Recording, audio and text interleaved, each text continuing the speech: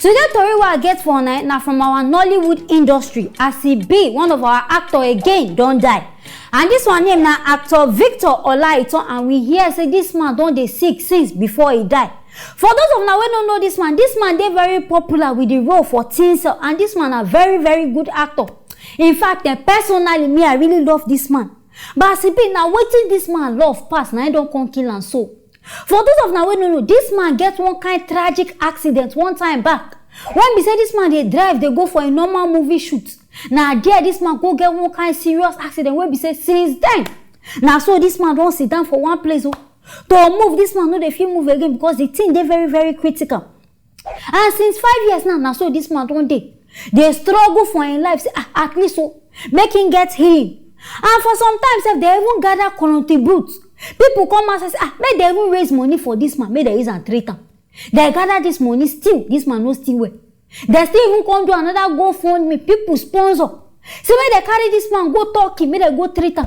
They still carry this man go, still nothing there wey they fit do for this man. As e be like this now, so we don hear say this man don die. In fact, this matter surprise una see this kind fine man. Now see as this man face don change. Everything don't even, you no go even believe sef say na this actor wey dey act before na still be this one. But anyway, this man wife don't come outside. They thank everybody wey contribute what this man did, because in they talk say reason this man say he don't die, say he pain am. But somehow she dey grateful about the whole thing, say because of say wetin, say this man don't really suffer. In fact, this man don't go through pain. And say as the man die now, at least the man go heaven, go rest.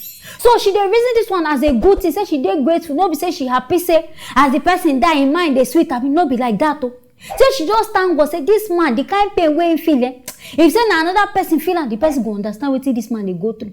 So as e be like this, make people no too cry, make people no even too panic, because this man in dey very sure say this man don go to where him go. And say money wey una contribute, when I no come outside later, they talk say they chop the money, they do this one. Say she no dey inside. Say every money wey they give, they carry this man take go Turkey, go pay for him treatment. In fact, now God really know best. I hope say this man so go rest in peace. My people, if you get anything talk about this matter, make una write them inside the comment section. Make una stay tuned for the next video.